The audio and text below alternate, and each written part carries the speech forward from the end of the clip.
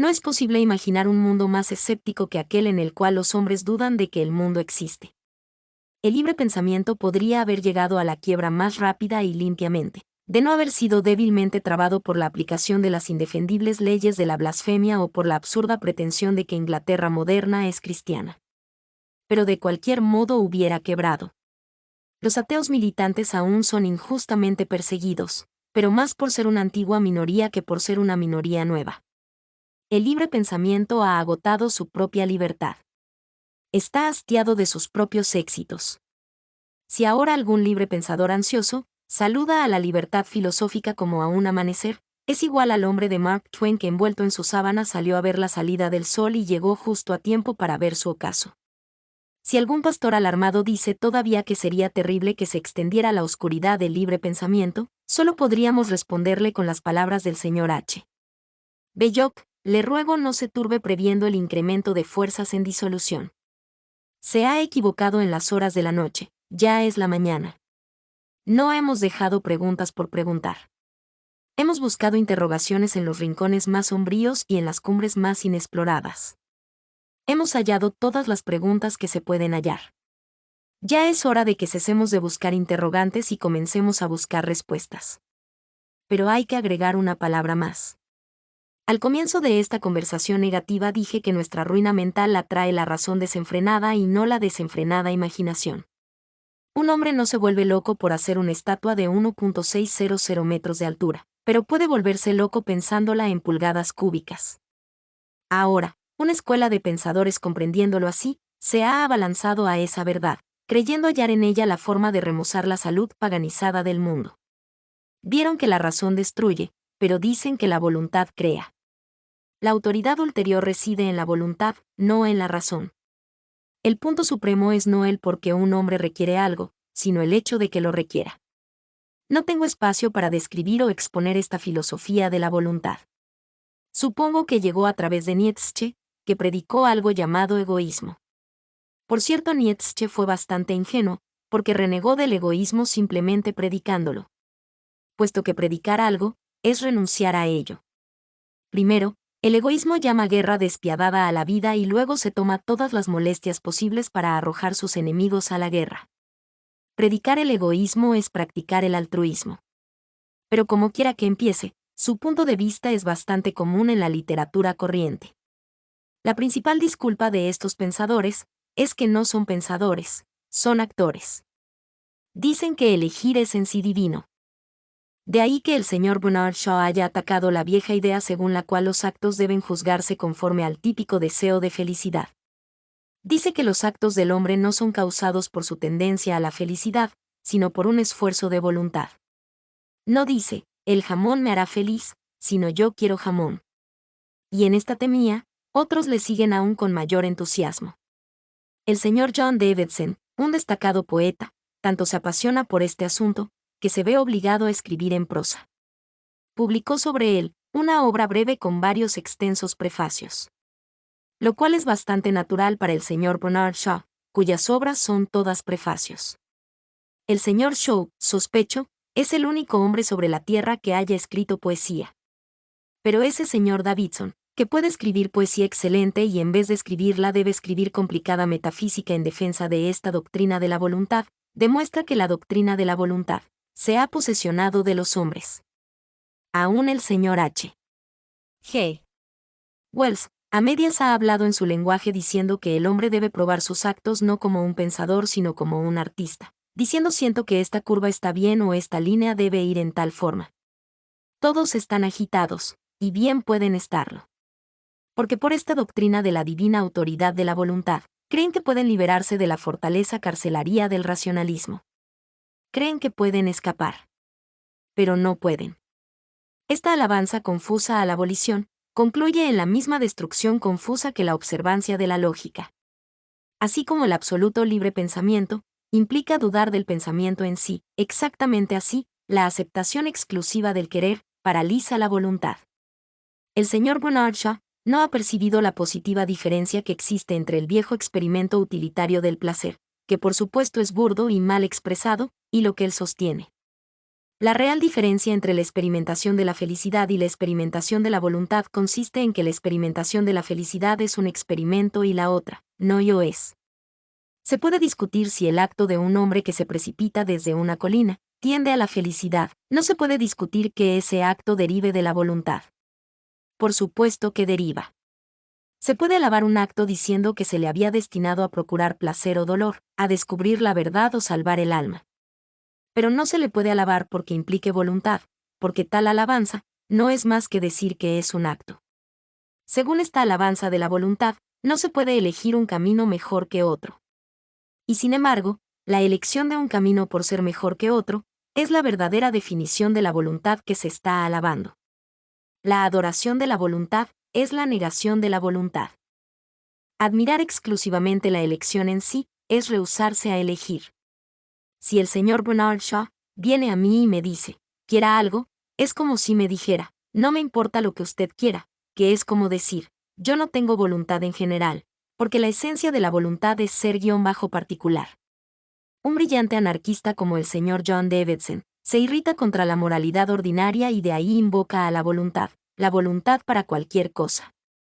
Lo único que quiere es que la humanidad quiera algo. Pero la humanidad quiere algo. Quiere la moralidad ordinaria.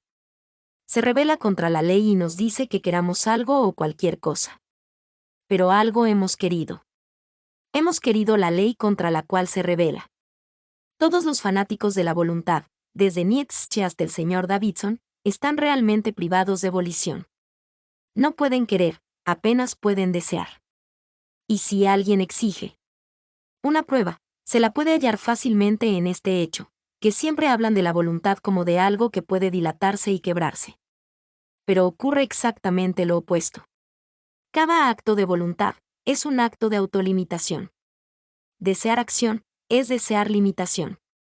En este sentido, cada acto voluntario es un acto de autosacrificio. Cuando se elige algo, se rechaza todo lo demás. Esta objeción que los hombres de la dicha escuela aplicaban al acto de contraer matrimonio es en realidad la objeción adecuada para cada acto. Cada acto es una selección y una exclusión irrevocable. Tal como cuando usted se casa con una mujer renuncia a todas las demás, así cuando elige un camino de acción, reunía a todos los otros caminos. Si usted acepta ser rey de Inglaterra, renuncia al puesto de ujier de Brompton. Si usted se va a Rome, inmola una rica y placentera vida en Wimbledon. La existencia de este lado negativo o limitante de la voluntad hace poco más que jocosa la charla de los anárquicos, adoradores de la voluntad. Por ejemplo, el señor John Davidson nos dice que nada podremos hacer contra el vos, no podréis, pero seguramente vos, no podréis, solo es uno de los corolarios imprescindibles del yo quiero. Yo quiero ir a la reyista del Lord Mayor, y vos, no podréis detenerme. El anarquismo nos conjura a ser artistas creadores y audaces, sin importársele de las leyes o de los límites. El arte es limitación, la esencia de cada pintura está en sus perfiles. Si usted dibuja una jirafa, debe dibujarla con el pescuezo largo. Si en su audaz forma creadora, se conserva libre de dibujar una jirafa. Con el pescuezo corto, ciertamente descubrirá que usted no es libre de dibujar una jirafa. En el momento de entrar al mundo de los hechos, se entra al mundo de las limitaciones. Usted puede liberar las cosas de sus leyes accidentales o accesorias, pero no de las leyes propias de sus naturalezas. Si usted quiere, puede liberar a un tigre de sus rejas, mas no lo libre de su cautiverio. No libre al camello de su joroba, puede estar librándolo de ser camello. No se pasee como un demagogo incitando a los triángulos a evadirse de sus tres lados. Si un triángulo se sale de sus tres lados, su vida llegará a un lamentable término. Alguien escribió un artículo titulado Los amores de los triángulos. Nunca lo leí, pero estoy seguro de que si los triángulos alguna vez fueron amados por ser triangulares. Este es ciertamente el caso de toda creación artística, la cual en cierto modo es el más acabado ejemplo de voluntad pura. Los artistas aman sus limitaciones, constituyen lo que están haciendo. El pintor se alegra de que la tela sea chata. El escultor se alegra de que el yeso sea incoloro. En caso de que el ejemplo no fuera claro, podría ilustrarse con un ejemplo histórico. La Revolución Francesa fue algo heroico y decisivo, porque los jacobinos quisieron algo definitivo y limitado. Quisieron la libertad de la democracia, pero quisieron también todas las restricciones de la democracia. Desearon tener votos y no tener títulos. Los republicanos tuvieron su aspecto ascético en Franklin o en Robespierre, tanto como en Danton y Wilkes tuvieron su aspecto expansivo. Por lo tanto, crearon algo sólido en sustancia y apariencia, la justa igualdad social y el bienestar campesino de Francia. Pero desde entonces, la mente revolucionaria o especulativa de Europa ha decaído, rechazando toda propuesta a causa de las limitaciones de la proposición. El liberalismo fue rebajado a liberalidad. Los hombres intentaron hacer intransitivo al verbo transitivo, revolucionar. El jacobino podía decir no solamente contra qué sistema se rebelaría, sino, lo que es más, contra qué sistema no se hubiera rebelado, en qué sistema habría puesto su confianza. Pero el rebelde de nuevo cuño es un escéptico y nada cree por entero. No tiene lealtad, por consiguiente no puede ser nunca un verdadero revolucionario. Y el hecho de que duda de todo, por cierto, lo fastidia cuando quiere proclamar algo. Porque toda proclamación implica una doctrina moral determinada, y el revolucionario no solo duda de la institución que proclama, sino también de la doctrina por la cual la ha proclamado. De ahí resulta que escriba un libro quejándose porque opresión imperial insulta la pureza de las mujeres y después escriba otro libro, sobre el problema sexual, en el que a su vez las insulta. Maldice al sultán porque las muchachas cristianas pierden la virginidad y luego maldice a la señora Grundy porque la conserva. Como político gritará que la guerra es una pérdida de vidas y como filósofo gritará que la vida es una pérdida de tiempo. Un ruso pesimista denunciará a un policía por haber matado a un campesino y luego, por un proceso filosófico de alto vuelo, probará que el campesino merecía la muerte. Un hombre proclama que el matrimonio es una mentira y luego denuncia al aristócrata canalla, porque lo trata como si fuera una mentira. A la bandera le dice juguete y luego increpa a los opresores de Polonia o de Irlanda porque les han quitado su juguete. El hombre de esta escuela, primero va al mitin político donde se queja de que a los salvajes se les trata como a bestias, y luego toma el sombrero y el paraguas y se va a un mitin científico en el que prueba que los salvajes son verdaderamente bestias. Abreviando, el revolucionario moderno, siendo infinitamente escéptico, siempre está ocupado en minar sus propias minas. En su libro sobre política ataca a los hombres por pisotear la moral, en su libro sobre ética ataca la moral por humillar al hombre. Como consecuencia, el revoltoso moderno se ha vuelto completamente inútil para toda tentativa de revuelta.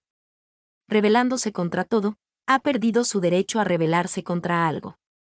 Podría agregarse que la misma laguna y la misma bancarrota se observa en todos los tipos terribles y violentos de literatura, especialmente en la satírica. La sátira será loca y anárquica, pero presupone la admisión de cierta superioridad de unas cosas sobre as. Presupone un modelo típico. Cuando en la calle los chicos se ríen de la gordura de un distinguido periodista, inconscientemente lo comparan con el mármol de Apolo.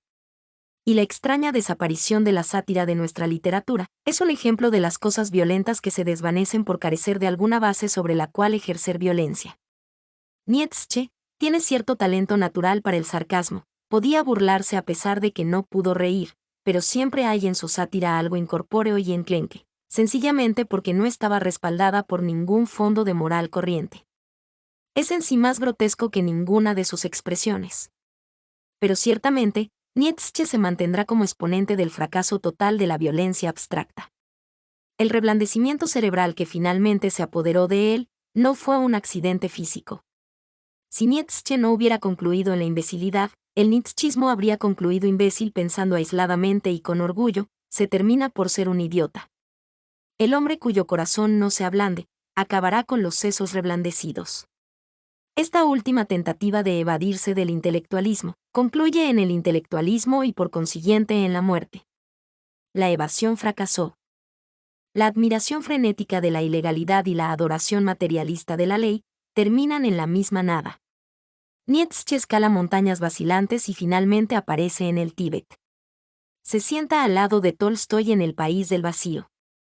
Ambos son inválidos, uno porque no puede retener nada y otro porque no puede perder nada. La voluntad de Tolstoy se congela por la intuición budista de que todas las acciones especiales son malas. Pero la voluntad de Nietzsche igualmente se congela por su teoría de que todas las acciones especiales son buenas, porque si todas las acciones especiales son buenas, ninguna de ellas es especial. Hacen alto en la encrucijada, y uno odia todos los caminos y al otro le gustan todos. El resultado es bueno, algunos no son difíciles de prever, hacen alto en la encrucijada.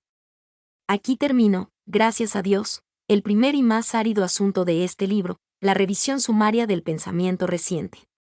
Después de esto, comienzo a describir otro aspecto de la vida que tal vez no interesa al lector, pero que a mí por lo menos me interesa. Con ese objeto he hojeado una pila de libros modernos que tengo ante mí al terminar esta página, una pila de ingenuidades, una pila de fruslerías. Por mi presente desprendimiento accidental, puedo ver el inevitable choque de las filosofías. De Schopenhauer y Tolstoy, de Nietzsche y Shaw, tan claramente como se puede ver desde un globo, un choque de trenes. Todos están encaminados a la vaciedad del hospicio. Porque la locura puede definirse como uso de la actividad mental, hasta llegar a la impotencia mental, y todos ellos, casi han llegado. Aquel que piense que está hecho de vidrio, piensa en pro de la destrucción del pensamiento, porque el vidrio no puede pensar. Así también el que no quiere rechazar nada, quiere en pro de la destrucción de la voluntad, porque voluntad no es solo poder elegir algo, sino rechazar casi todo. Y así que vuelvo y revuelvo sobre los inteligentes, hermosos, cansadores e inútiles libros modernos. El título de uno de ellos detiene mi mirada. Se llama Juana de Arco de Anatole France. Solamente lo he hojeado, pero una mirada bastó para recordarme la vida de Jesús, de Renan. Sigue el mismo método que el reverente escéptico. Desacredita los relatos sobrenaturales que tienen algún fundamento, simplemente contando historias naturales que no tienen fundamento alguno. Porque no podemos creer en lo que hizo un santo, debemos pretender que sabemos exactamente lo que sintió. Pero no menciono a ninguno de ambos libros con objeto de criticarlo, sino porque a causa de la accidental combinación de los nombres, recordé dos sorprendentes ejemplos de sensatez que hacen desaparecer todos los libros que tenía ante mí. Juana de Arco no se turbó en la encrucijada, ni rechazando todas las sendas como Tolstoy ni aceptándolas todas como Nietzsche. Eligió un camino y lo recorrió como reguero de pólvora. No obstante, cuando vine a pensar en ella, vi que Juana poseía todo lo que fue verdad en Tolstoy y en Nietzsche, aun todo lo que en ambos fue tolerable. Pensé en todo lo que es noble en Tolstoy, el placer de las cosas sencillas, especialmente de la piedad sencilla, la deferencia para el pobre, la dignidad de las espaldas dobladas. Juana de Arco tuvo todo eso, más este gran agregado, que sobrellevó la pobreza tan bien como la había admirado, en tanto que Tolstoy fue un aristócrata típico tratando de hallar su secreto. Y luego pensé en todo lo que había de valiente, y de arrogante y de patético en el pobre Nietzsche, y su rebelión contra la vaciedad y la timidez de nuestro tiempo. Pensé en su grito de alarma por el estático equilibrio del peligro, su ansiedad por la disparada de los grandes caballos, su grito a las armas. Bien, Juana de Arco tuvo todo eso y, otra vez, con esta diferencia, que no alabó la lucha, pero luchó. Sabemos que no temía a un ejército, mientras que Nietzsche, por todo lo que sabemos, pudo tener miedo de una vaca. Tolstoy solamente alabó al campesino, ella fue campesina. Nietzsche alabó al guerrero, ella fue guerrero. Ella los derrota a ambos en sus propios ideales antagónicos, fue más dulce que el uno y más violenta que el otro. No obstante, fue una persona perfectamente práctica que hizo algo, en tanto que ellos son feroces especuladores que no hicieron nada.